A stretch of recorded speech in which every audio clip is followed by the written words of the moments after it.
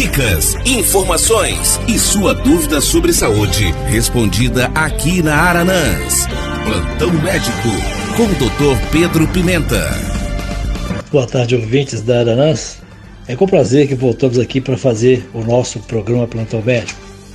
E hoje falando ainda de coronavírus, novo coronavírus.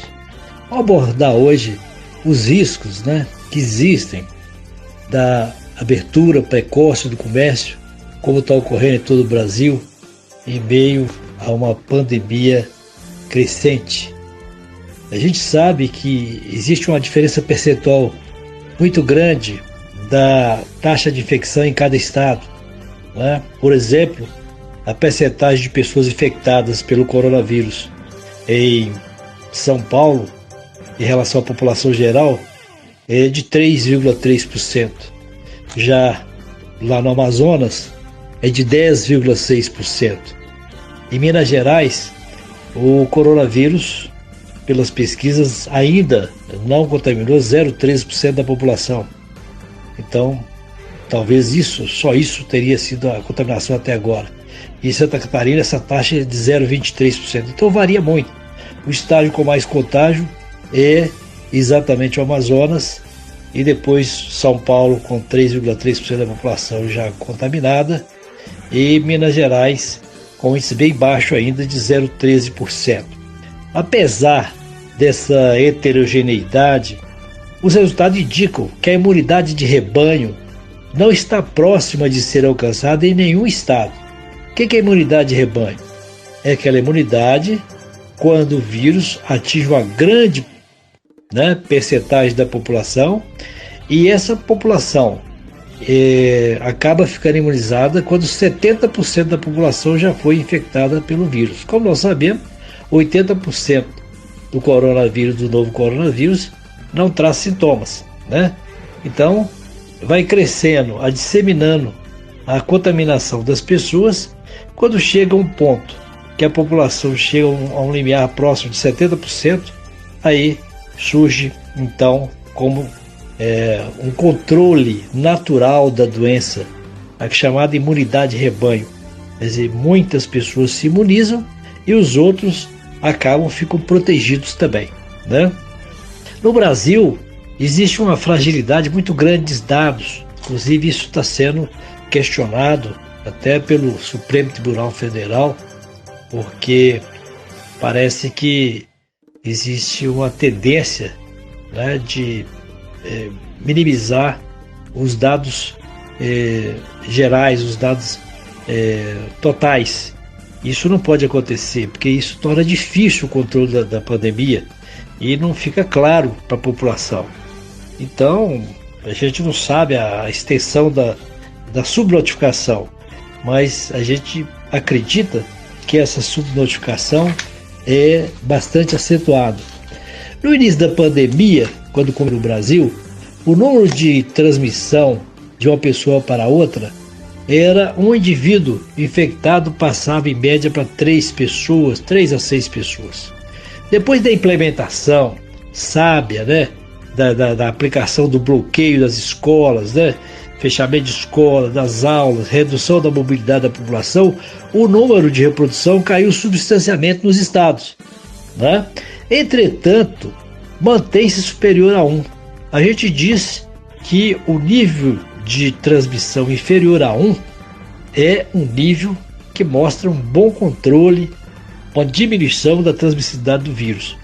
Então, quando é superior a 1, a gente diz que há uma transmissão muito grande. O que significa isso? Quando é igual a 1, uma pessoa passa a doença para outra pessoa. Quando é inferior a 1, por exemplo, meio, isso uma pessoa não consegue passar para outra. É preciso que 2 pessoas estejam doentes para que uma se contamine. Mas olha a situação como é que mostra hoje no Brasil. Por exemplo, no Pará, que é o índice, a taxa de transmissão maior, 1,9. Quer dizer, preste bem atenção, 10 infectados, eles acabam contaminando 19 pessoas. É um índice muito alto. E no Brasil, esse índice está 1,4 em média. Quer dizer, uma pessoa contaminando 1,4 pessoas. Ou 10 pessoas contaminando 14 pessoas.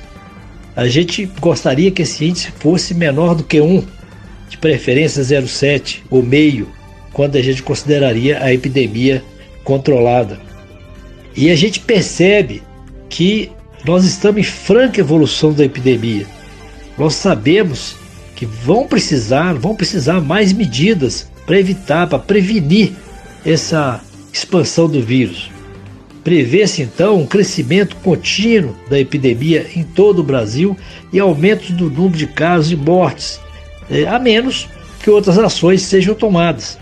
Então não é possível abrir tudo, deixar todo mundo sair, você entendeu? Isso aí torna um risco muito grande daquele comércio abrir e tornar a fechar. Isso pode acontecer e tem acontecido em algumas cidades brasileiras. Os pesquisadores avaliam esse risco, os números estão falando por si. Dia a dia, os novos casos dessa Covid vão aumentando num ritmo crescente e nesse cenário, muitas cidades estão reabrindo lojas, locais públicos, diferentemente do que aconteceu em outros países. Eles esperaram cair esse risco de contágio a menos de 1 para começar a abrir. E também esperaram, de certa forma, o sistema de saúde estar satisfatório para receber a todos. Nós temos lugares no Brasil que já estão saturados os CTIs, né?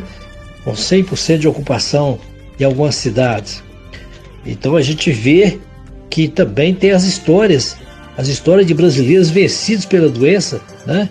Essas linhas são importantes para saber como estamos sendo afetados pelo novo coronavírus. E o que elas revelam é preocupante.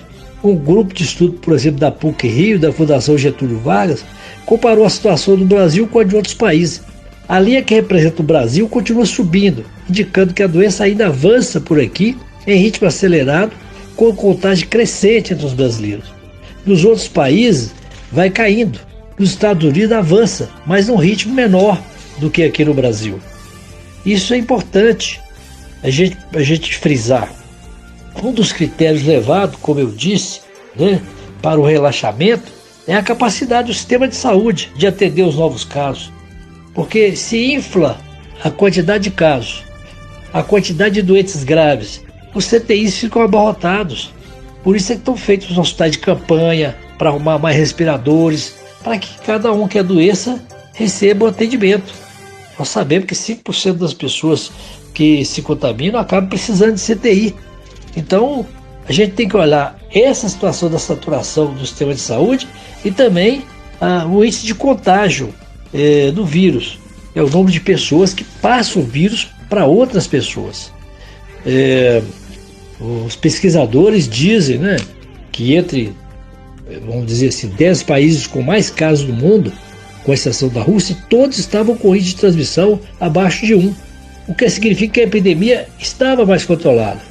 O Brasil conseguiu uma redução com as medidas de isolamento, mas ainda tem um índice de transmissão considerado alto, que é de uma pessoa passando para 1,4, um índice considerado de 1,4. Hoje, o Brasil é considerado o epicentro, é onde tem maiores taxas de reprodução e transmissibilidade do vírus. Então isso é um risco para a América Latina também, e é uma situação que a gente fica preocupado. A gente está numa parte, não sabemos ainda quando vai ser esse pico, quando vai chegar o pico. Fala-se no pico para o mês seguinte, depois esse pico não vem, aí passa para o outro mês, né?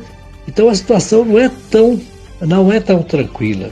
Essa flexibilização rápida demais pode fazer a gente retornar de maneira muito mais séria às situações anteriores de fechamento, de isolamento social. Nós sabemos que a situação é muito, muito triste. Ontem, né, o número de casos no Brasil era de 742.084. Isso sem contar a subnotificação. São casos oficiais que eu estou falando. As mortes, 38.497. É muita gente já falecida. E a gente fica triste em falar desses números, mas é a realidade. Então nós temos que continuar usando máscaras, e não é máscara para usar no queixo, no pescoço, não. É máscara para usar em cima do nariz e da boca. As pessoas usam máscara e tiram a máscara e ficam conversando, jogando aqueles aquelas gotículas, aqueles aerossóis nos outros. Não pode. Máscara é para tampar. Tá conversando, deixa a máscara tampar o nariz e a boca. E respeita o outro. A máscara é para você não transmitir a doença para outro. Então vamos continuar usando máscara, vamos continuar higienizando as mãos, né? Higienizando os móveis, os ambientes, e principalmente mantendo o distanciamento social, que é o mais importante. É tão importante ou mais importante que a máscara, é o distanciamento social. É preciso ficar 1,5 metro ou até 2 metros de cada pessoa para evitar contaminar o outro.